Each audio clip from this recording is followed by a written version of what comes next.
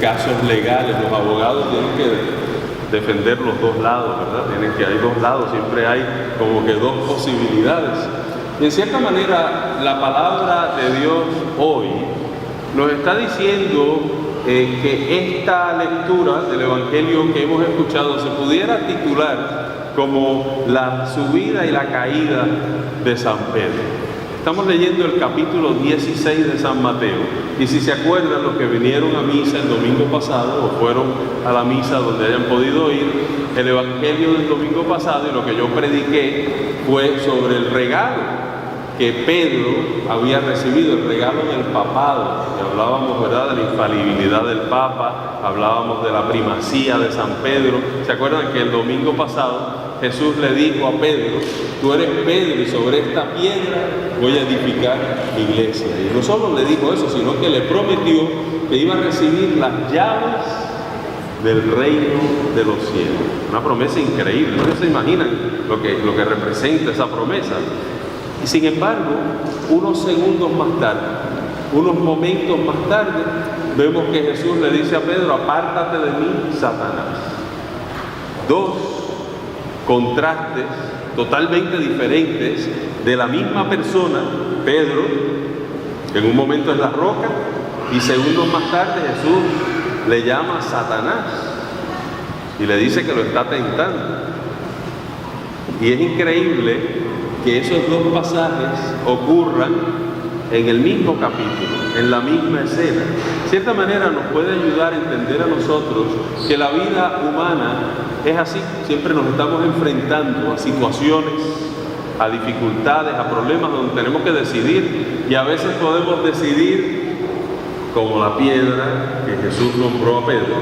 A veces podemos decidir inspirados por Satanás, como segundos más tarde le dice Jesús. O sea que eso nos pasa a todos, esa realidad de que sabemos lo que tenemos que hacer, pero muchas veces caemos, no hacemos lo que Dios nos está pidiendo que hagamos. Y entonces Pedro nos da como esa oportunidad de considerar esa realidad de la vida humana y pensar cuál fue la diferencia, por qué fue diferente un momento al otro. Y si pensamos un poquito, la lectura de hoy nos ayuda mucho, porque el domingo pasado decíamos que cuando Jesús preguntó quién dice la gente, y después directamente a los discípulos, quién dicen ustedes que soy yo, cuando le pregunta eso, Pedro es el que responde. Pedro es el que responde, y en cuanto responde la respuesta correcta: tú eres el Cristo, el Hijo de Dios vivo. ¿Qué le dice Jesús? Bendecido eres tú, Simón, hijo de Juan, porque lo que acabas de decir no viene de ti ni de ningún hombre, sino que viene de mi Padre, que te lo ha revelado desde el cielo. Y por eso yo te digo, tú eres piedra, sobre esta piedra edificaré mi iglesia.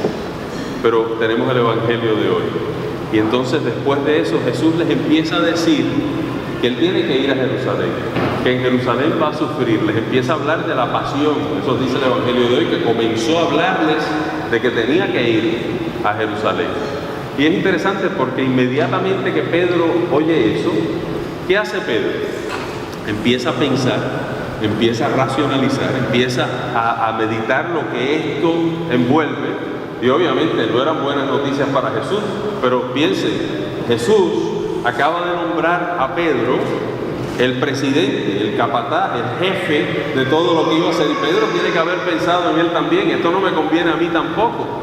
Y entonces, en cuanto usa su razón y su inteligencia y su justificación, le dice a Jesús: eso no te conviene. Y Jesús inmediatamente, igual que lo había elogiado inmediatamente, ahora lo va a reprender inmediatamente y le va a decir: aléjate de mí, Satanás. Tú estás pensando cómo piensan los hombres, no como piensa Dios. Estás pensando a nivel de ser humano y no estás pensando en la voluntad de Dios. Ahí está la clave de las lecturas de hoy.